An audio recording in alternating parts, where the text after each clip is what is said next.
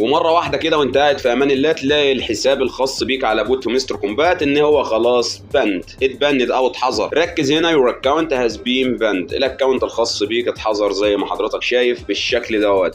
طيب ايه الاسباب الخاصه بالحظر بتاع الحساب بتاعي وازاي اتفادى المشكله دي؟ لان تعب شهور كتيره جدا هيضيع في اخر 10 ايام قبل ادراج العمله. ومش بس كده، لا ده في حاجه جديده اتطورت على ادراج العمله لازم ان احنا نشرح التفاصيل الخاصه بيها النهارده.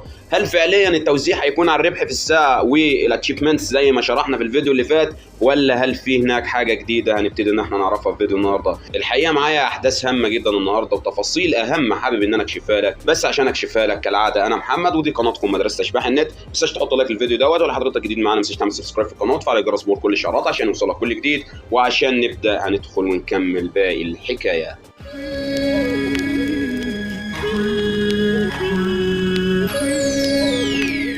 في رسالة لسه وصلاني مهمة جدا على التليجرام عندي من حساب واحد من المتابعين عندنا، وبيقول لي يا محمد انا الحساب الخاص بيا اتحظر على مستر كومبات. طبعا انا لسه ما ردتش عليه لان المفروض ان احنا عارفين الكلام ده اصلا من اول ما اشتغلنا على البوت، ان هم كل فتره كده بيبتدوا ان هم يحظروا بعض الحسابات من على البوت. ايه اسباب الحظر اللي هي بتحصل دي وازاي اعالجها؟ كل ده هنعرفه دلوقتي مع بعض.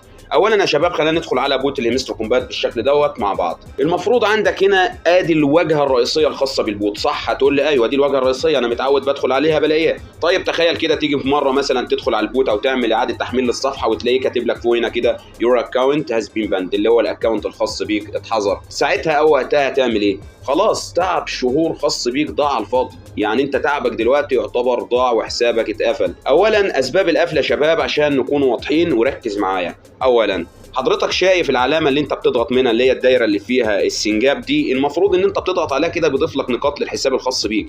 في بقى ناس بتروح على البلاي ستور عندها اللي هو متجر بلاي ويبتدي بقى كده يشغل دماغه حبتين ثلاثه ويروح ينزل حاجه اسمها اوتو كليكر اللي هو مكرر الضغطات، ان هو بدل ما بيضغط بايده كده لا ده هو بيثبت الاوتو كليكر هنا، والاوتو كليكر بيعيش مع نفسه وبيبتدي ان هو يخلص له العملات اللي موجوده عنده تحت دي، اللي هو خلاص هبتدي بقى النقاط الخاصه بيا ابتدي اخدها من البوت من خلال الاوتو كليكر الخاص بيا. وده اول شيء بيخلي المستر كومبات بوت اللي هو يحظر الحساب الخاص بيك. ده مش كلام يا جماعه، ده كلام فعليا مؤسسين العمله. يبقى عرفنا اول حاجه بتخلي حسابك يتحظر على بوت المستر ايه؟ الله ينور عليك، ما تستخدمش اي اوتو كليكر. الناس بقى اللي هي مبرمجين وانا واحد منهم طبعا كنا بنعمل سكريبتات اللي هو كود برمجي كده بنكتبه بيبتدي يجمع العملات دي تلقائي من غير اي تدخل مننا. لازم حضرتك تحدث الكود الخاص بيك زي ما انا حدثت الكود الخاص بيا، لان المفروض بنضاف يوميا حاجات جديده بتكشف اللي بيستخدم اي اكواد برمجه، فانت دايما خليك متابع جميع الريكوستات بتاعه الابلكيشن. لو مش فاهم انا بقول ايه ممكن تتخطى القصه دي مش هتفرق معاك كتير. تاني حاجه معانا بتحظر الحساب الخاص بيك واللي هي انشاء اكتر من حساب على بوت مستر كومبات من نفس الاي بي. يعني ايه يا محمد الكلام ده؟ يعني دلوقتي وليكن انا الجهاز بتاعي او الموبايل بتاعي او التليفون بتاعي اللي في ايدي دوت المفروض ان انا عندي مثلا 3 حسابات تليجرام فاتحهم على نفس الموبايل. جميل، اول واحد دخلت عليه بعد كده دخلت فتحت الحساب الخاص بيا اللي هو مستر بوست مثلا، خلاص دخلت فتحت الحساب بتاعي، بعد كده دخلت اشتركت في بوت المستر كومبات من نفس الشبكه بتاعت التليفون ونفس الجهاز اللي هم بياخدوا المعلومات بتاعته اصلا. فابتدي ان انا اروح فين؟ بروح على حسابي الثاني وليكن مسميه واحد مثلا، فرحت على حسابي رقم 1 وابتديت ان انا دخلت في بوت المستر كومبات وبدات ان انا اجمع عملات تاني برضه من نفس الاي بي اللي هو نفس الشبكه اللي حضرتك شابك عليها، سواء واي فاي سواء الداتا اللي هي بيانات الهاتف الخاص بيك. مش بس كده، لا ده انا رحت كمان على الحساب الثالث وابتديت ان انا اشتركت فيه. طيب هم هيبندوا لي اي حساب فيهم؟ حضرتك هتبند لك الحساب رقم 2 والحساب رقم 1، انما حسابك الاساسي ده مش هيتبند. حسابك الاساسي ممكن يتبند في حاله واحده لو هم اكتشفوا ان انت خلاص فعليا بتستخدم اوتو كليكر او سكريبت فعليا بيجمع لك العملات الخاصه بيهم. طيب يا محمد طريقه تفادي المشكله دي؟ هقول لك الطريقه سهله وبسيطه جدا. كل اللي عليك ان انت بتدخل تتشيك على الحساب الخاص بيك. ازاي الكلام ده بيتم؟ كل اللي عليك شايف حضرتك كلمه باي سكين اللي موجوده فوق دي؟ شايفها، دوس عليها. بعد كده كل اللي عليك من هنا ان انت بتروح على كلمه سي اول على اتشيفمنتس عندك، بعد كده ببتدي انزل لتحت. لو عندك هنا اخر واحده دي اللي هي تشيتنج سبات، المفروض لو هي منوره عندك زي الحاجات اللي فوق دي كده، المفروض ان كده حسابك معرض ان هو يتقفل، وحضرتك العملات الخاصه بيك هتكون قليله وقت الادراج لو حسابك ما اتقفلش. انما في حاله لو حسابك بالشكل دوت اللي هو ظاهر قدامك تشيتنج سباد، المفروض ان هي مضلمه بالشكل دوت، المفروض ان كده حسابك تمام ما فيهوش اي مشاكل، وانت كده تمام وهتحصل على الادراج الخاص بالعمله. مش ده بس اللي كان معانا النهارده، ده في حاجه مهمه جدا. المفروض ان مؤسسين التليجرام ومؤسسين عمله الهيمستر كومبات الاتش ام اس تي ار، المفروض ان هم قايلين لها واحنا مش واخدين بالنا منها، وهي اهم حاجه. وقال لك احنا بنعتمد يا شباب على الربح في الساعه عشان نبتدي ان احنا ندرج العمله. يعني هو بيقول لك دلوقتي اهتم بالربح في الساعه، والمفروض حضرتك اهتميت بالربح في الساعه. معاك قد ايه في الربح في الساعه؟ معاك 5 مليون، معاك 10 مليون، معاك 600 مليون، معاك مليار ربح في الساعه. طيب كل ده ملوش اي لازمه، وحضرتك مش هتاخد العملات الخاصه بيك. انت جاي تثير الجدل بقى يا محمد زي اي فيديو بتعمله؟ لا والله انا مش بثير الجدل، بس اهم حاجه يا عزيزي ان في كلمه كده قالوها مؤسسين عمله هيمستر كومبات حضرتك ما خدتش بالك منها، وهيضيع عليك التوزيع الخاص بالعمله، وكلها 10 ايام. يعني خلينا نروح على الاير دروب هنا، خلاص بقوا 9 ايام من 4 ساعات.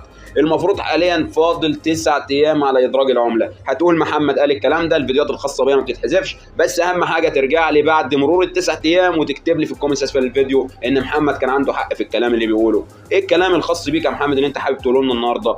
مؤسسين عمله هيمستر يا شباب قايلين بعض الحاجات الهامه، واهمها ركز معايا ان المفروض الادراك هيتم مع الربح في الساعه. طيب ايه الجديد في الكلام اللي انت قلته؟ انتظرني يا صديقي هقول لك دلوقتي. في حاجه مهمه وهي التوازن. يعني ايه التوازن يا محمد؟ ما فهمتش الكلام ده. التوازن بعيدها لك تاني. التوازن يعني ايه؟ يعني توازن ما بين الربح في الساعه وبين حضرتك العملات اللي احنا بنجمعها من خلال النقر او الضغط على الشاشه.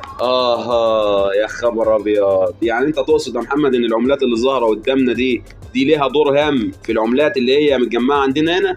فعليا يا عزيزي الكلام ده يمكن انا اول واحد اقول لك الكلام ده، بس الكلام ده مهم جدا صدقني، ان العملات اللي ظاهره قدامك دي لازم توازنها مع الربح في الساعه عندك. يعني ايه برضو الكلام ده؟ احنا مش فاهمين يا محمد، تعال افهمك. انا حاليا معايا المفروض الربح في الساعه عندي قد ايه؟ اللي هو بي بي اتش، المفروض 3 مليون وشويه. جميل جدا. لو رحت على الباي سكين عندي هنا ورحت على السي اول بالشكل دوت، هتلاقيني هنا اخر حاجه في المفروض في البي بي اتش اللي هو الربح في الساعه قد ايه؟ اللي هو 3 مليون. انا خلاص كده وصلت للحد الاقصى، مش محتاج اوصل لمليار، مش محتاج اوصل ل 100 مليون. الكلام ده خطأ يا جماعه. المفروض حاليا بقى حضرتك معاك مليار هنا، خلي لي بقى معاك مليار عمله هنا.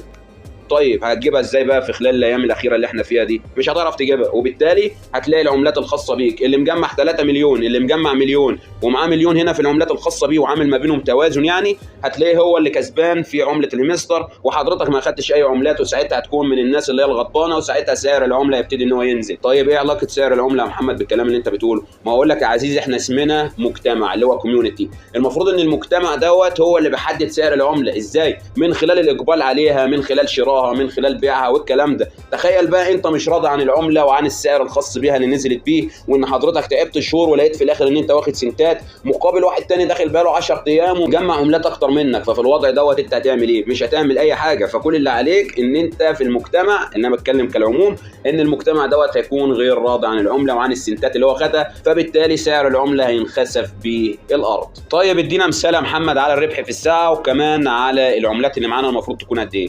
بص عزيزي، المفروض لو الربح بتاعك في الساعة 10 مليون، المفروض يكون معاك عملات هنا مليار، مش أقل من مليار عملة عندك على بوت الهيمستر. يعني المفروض لو انا معايا في الربح في الساعه هنا 10 مليون، المفروض ان العملات الخاصه بيا دي تكون هنا قد ايه؟ مش اقل من مليار، من مليار فما فوق، مش اقل من مليار. بكرر تاني. هتقول لي طيب ال3 مليون اللي معاك اللي هو الربح في الساعه ده يعادلهم قد ايه؟ اقول لك احسبها انت بقى، لان انا في الحساب على قد شويه. اتمنى عزيزي اكون افدتك في فيديو النهارده، واتمنى كل حاجه تكون واضحه بالنسبه لك. حاجه اخيره قبل ادراج العمله اللي هو حظر الحسابات، وكمان التوزيع الخاص بالعمله عشان بعد تعب الشهور دي كلها ما يضيعش عليك. فانا لحد هنا بكون انتهيت. ما تنساش تحط لايك للفيديو، لو حضرتك جديد معانا ما تنساش تحط سبسكرايب في القناه، وكمان تفعل الجرس وقول كل الاشعارات عشان يوصلك كل جديد. اتمنى يكون الفيديو ده افادك. انما بالنسبه للمفاتيح اللي ظاهره عندنا دي ملهاش اي لازمه، غير هي مجرد العاب كانوا حاطينها في الحسابات الخاص بينا، مش اكتر من كده. فانا لحد هنا زي ما قلت لك اكون انتهيت. اشوفك في الفيديو الجاي على خير، ولو عندك اي حاجه محتاجها اكتبها لي في كومنتس في الفيديو دوت، وقول لي رايك برضه، لان رايك بيهمني جدا سواء بالايجاب او بالسلب.